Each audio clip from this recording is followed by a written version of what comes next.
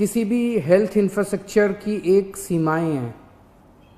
दिल्ली के अंदर भी सीमित बेड्स हैं, दिल्ली के अंदर भी सीमित आईसीयू के बेड्स हैं।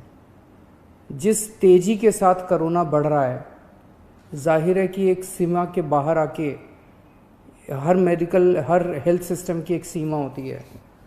तो बेड्स बहुत तेज़ी के साथ,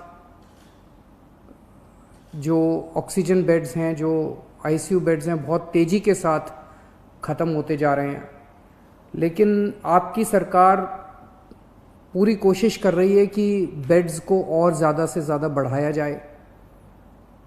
पिछले कुछ दिनों में हमने कई कदम उठाए जिसकी वजह से बेड्स को काफ़ी ज़्यादा बढ़ाया गया और अभी तक दिल्ली में बेड्स की कमी नहीं होने दी गई। अभी भी आने वाले कुछ दिनों के अंदर हमने बेड्स को बढ़ाने के लिए कई कदम उठा रहे हैं और अगले कुछ दिनों के अंदर ही, 2-4 दिनों के अंदर ही मैं उम्मीद करता हूं कि बड़े स्केल के ऊपर बेड्स हम बढ़ा पाएंगे। कोशिश करेंगे कि अगर कोई मरीज़ को बेड चाहिए, सीरियस मरीज़ हो, उसको ऑक्सीजन चाहिए, तो ऑक्सीजन की दिक्कत नहीं होनी चाहिए उसको। हमारा इस वक्त सबसे मेन मकसद है, इसमें सबसे ज़्यादा ज़रूरी हो जाता है कि मरीज को ऑक्सीजन की ज़रूरत होती है। तो हम जितने ज़्यादा से ज़्यादा बेड्स क्रिएट कर रहे हैं, हम कोशिश कर रहे हैं कि उनको ऑक्सीजन बेड्स बनाया जाए ताकि एक लेवल के सीरियस मरीजों को उसके ऊपर इलाज किया जा सके। तो यमुना स्पोर्ट्स कॉम्प्लेक्स में और कॉमनवेल्थ गेम्स में लगभग 1300 ऑक्सीजन बेड्स का इंतज़ाम किया जा रहा है। राधा स्वामी सत्संग ब्यास में शुरू में अभी 2500 बेड्स का इंतज़ाम कर रहे हैं और उसके तुरंत बाद फिर 2500 बेड्स का और इंतज़ाम करेंगे। जो अभी कुछ दिन पहले मैं जब आपके सम्मुख आया था, मैंने बताया था कि किस तरह से होटल्स को, बैंक्वेट हॉल्स को हॉस्पिटल्स के साथ अटैच किया जा रहा है।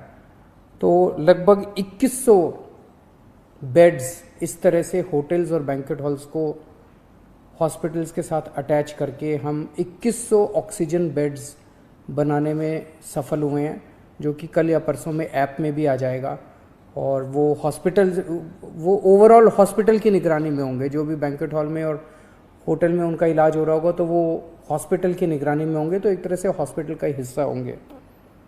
तो इस तरह से लगभग अगले 2-4 दिन के अंदर मैं उम्मीद करता हूँ कि 6000 बेड्स और हम इस पूरे सिस्टम के अंदर ऐड करने में सक्षम होंगे। पिछले कुछ दिनों से 3-3, 4-4 दिन लग रहे हैं टेस्ट्स में, ये शिकायतें आ रही हैं। और उसका कारण ये है कि कुछ लैब्स ने अपनी कैपेसिटी से ज़्यादा सैंपल उठाने चालू कर दिए हैं। उनकी कैपेसिटी मान लीजिए 5000 की है दिन की, वो 10,000 ले लेते हैं, 15,000 सैंपल डेली ले लेते हैं और वो एक सैंपल का रिजल्ट देने में उनको 3-3, 4-4 दिन लग जाते हैं।